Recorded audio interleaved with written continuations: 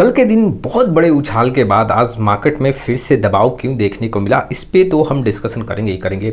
उसके साथ ही साथ कुछ ऐसे म्यूचुअल फंड है जहां पे अब लमसम का विंडो ओपन होता हुआ देखने को मिला है।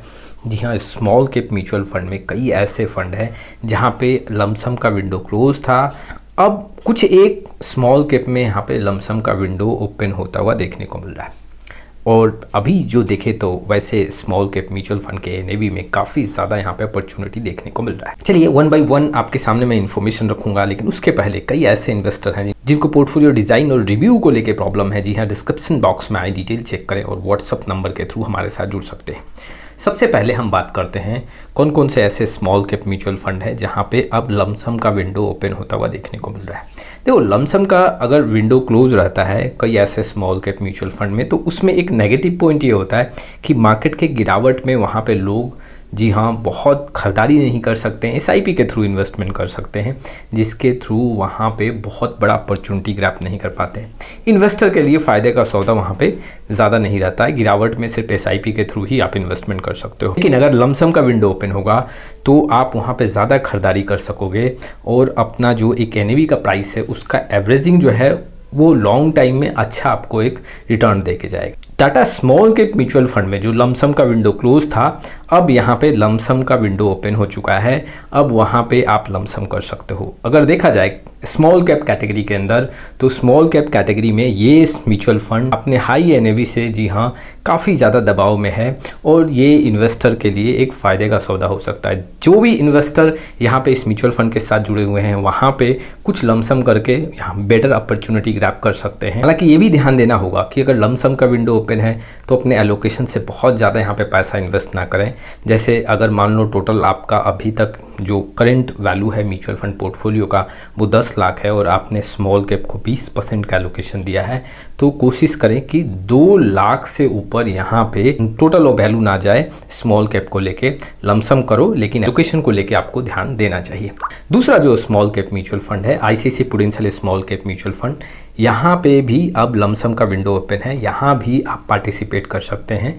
जी हाँ, कई ऐसे और other small cap mutual fund हैं जहाँ पे अभी भी लमसम का विंडो क्लोज है, लेकिन ICICI prudential small cap mutual fund में भी लमसम का विंडो ओपन हो गया। अभी Nippon India small cap mutual fund, SBI small cap mutual fund, ऐसे जो म्यूचुअल फंड है वहाँ पे अभी भी लमसम का विंडो क्लोज है। और देखो, मार्केट में कुछ और करेक्शन होता है तो हो सकता है कि आने वाले समय में अधिकतर स्मॉल कैप जैसे Nippon small cap, SBI small cap भी अपना लमसम का विंडो ओपन करें इन्वेस्टर के लिए। अब आज के दिन जो मार्केट का स्थिति है, सबसे पहले देख लेते हैं कि आखिर आज मार्केट में क्या गिरावट, क्या उतार और चढ़ाव देखने को मिला। अगर देखा जाए तो आज जो मूवमेंट देखने को मिला वो दबाव में ही रहा। जैसे कि आप देख सकते हो 50 का आज आंकड़ा है वो करीबन 0.95% के गिरावट के साथ बंद हुआ। यही सेंसेक्स में करीबन 1.23% का दबाव देखने को मिला। निफ्टी बैंक में 1.60 और यहाँ पे निफ्टी आईटी में पॉजिटिव आंकड़ा देखने को मिला। तो अगर मैं निफ्टी आईटी को स्किप करूँ तो यहाँ पे जो 3 इंडेक्स हैं यहाँ पे दबाव ज़्यादा देखने को मिला। और आज जो मार्केट में दबाव रहा वो निफ्टी जो बैंक है और ऐसे स्टॉक्स में जो गिरावट देखने को मिला उसका असर सबसे ज़्यादा निफ्टी 50 पे देखने को मिला है। उसके साथ ही साथ देखो, अगर मैं स्मॉल कैप और मिड कैप इंडेक्स की बात करूँ तो निफ्टी स्मॉल कैप 250 आज मामूली सा पॉजिटिव आंकड़ों के साथ यहाँ पे बंद हुआ और निफ्टी मिड कैप 150 में भी मामूली सा आंकड़ा देखने को मिला। इट मीन्स कि स्मॉल कैप मिड कैप में भी आज खरीदारी नहीं हुआ है और लार्ज कैप इंडेक्स में यहाँ पे दबाव देखने को मिला है। कुछ वैसे स्टॉक्स जो मार्केट में आज काफ़ी ज़्यादा चले हैं, जी हाँ, जैसे हिंडाल्को आज 3 से 4% जंप लेता हुआ देखने को मिला। डॉक्टर रेड्डी लैब्स की बात करूँ तो 1 से 2% का जंप है।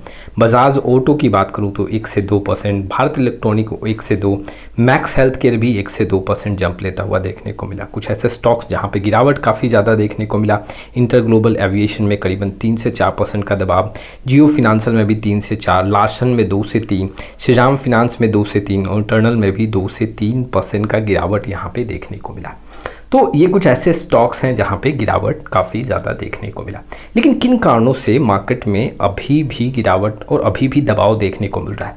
देखो, सबसे बड़ा रीज़न क्या है? अमेरिका और ईरान के बीच में जो सीज़ फायर का एक ऐलान हुआ था, सीज़ फायर पे अभी जो है भरोसा वो डगमगाया है। जी हाँ, ईरान का भी भरोसा डगमगाया है और अमेरिका का भी। भले ही देखो अमेरिका और ईरान के बीच में एक सीज़ फायर हुआ हो, लेकिन ज़मीनी अगर हालात की बात करें तो जो लेबनान में हमले हैं वो अभी भी जारी हैं और ईरान ने सीज फायर उल्लंघन के आरोप यहाँ पे अमेरिका पे लगाए हैं। डोनाल्ड ट्रंप ने भी सोशल पोस्ट पे कहा है कि अमेरिका सेना अभी भी ईरान के खिलाफ अपने पोजीशन पर बनी हुई है और जो स्टेटमेंट है यह पूरी तरह जो एक ट्रस्ट है उसको यहाँ डिस्ट्रॉय करता है।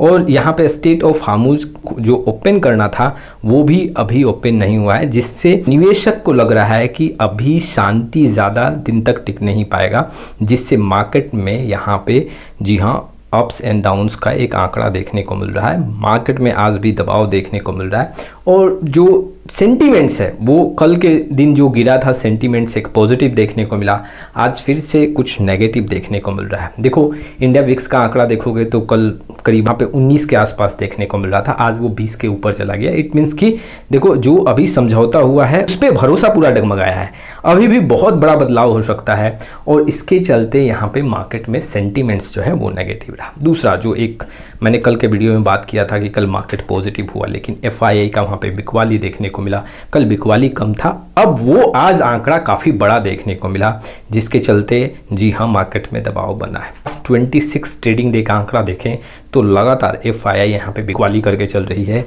और ये मार्केट में काफ़ी ज़्यादा प्रेशर बना रहा है कि देखो मार्केट जब भी यहाँ पे मूव करता है, मान लो कि ऊपर की ओर मूव कर रहा है तो ऐसा नहीं है कि हर दिन आपको 3% 4% जंप लेगा। जी हाँ, एक दिन आंकड़े अच्छे देखने को मिलेंगे, एक दिन आंकड़े स्लो होंगे, फिर खरीदारी होगा, फिर वहाँ पे दबाव देखने को मिलेगा और ऐसे हो सकता है मार्केट ऊपर जाता हुआ देखने को मिले। और अगर मैं टेक्निकल व्यू की बात करूँ तो निफ्टी 50 में अभी भी यहाँ पे 23,500 का एक स्ट्रॉन्ग सपोर्ट देखने को मिल रहा है और अगर ये यहाँ पे ब्रेक होता है तब हम कह सकते हैं कि गिरावट यहाँ पे फिर से देखने को मिल सकता है। फिलहाल जो है यहाँ पे 24,000 का एक स्ट्रॉन्ग रेजिस्टेंस है, अगर ये ब्रेक हुआ तो बहुत जल्दी निफ्टी 50 हमें 25,000 भी क्रॉस करते हुए देखने को मिलेगा। लेकिन अभी कहना काफ़ी मुश्किल है क्योंकि देखो अमेरिका और ईरान के बीच में जो ये सीज फायर का एक समझौता हुआ है इसमें बहुत ऐसे पॉइंट्स हैं जिसको लेके ना ही अमेरिका क्लियर है ना ही ईरान क्लियर है। ईरान अपने शर्त को लेकर यहाँ पे अमेरिका के सामने आ रहा है और अमेरिका यहाँ पे वैसे शर्त को मानने के लिए तैयार नहीं है। तो कुल मिला के देखो जो यहाँ फायर का ऐलान हुआ है उसमें कहीं ना कहीं कुछ और डिस्प्यूट्स देखने को मिल सकते हैं, लेकिन इन्वेस्टर को डरना नहीं चाहिए। अभी हमने खरीदारी की और कुछ यहाँ पे कल जो मार्केट में जंप हुआ उससे आपको एक प्रॉफिट देखने को मिला। अगर गिरावट होता है तो उस गिरावट में कुछ अपॉर्चुनिटी ग्रैब करेंगे और लंबे समय में एक अच्छा यहाँ पे फंड का वैल्यू क्रिएट करेंगे। आपका क्या रहा है इस वीडियो को लेके कमेंट बॉक्स में जरूर आए। फिर मिलेंगे एक नए वीडियो के साथ, तब तक के लिए जय हिंद जय भारत।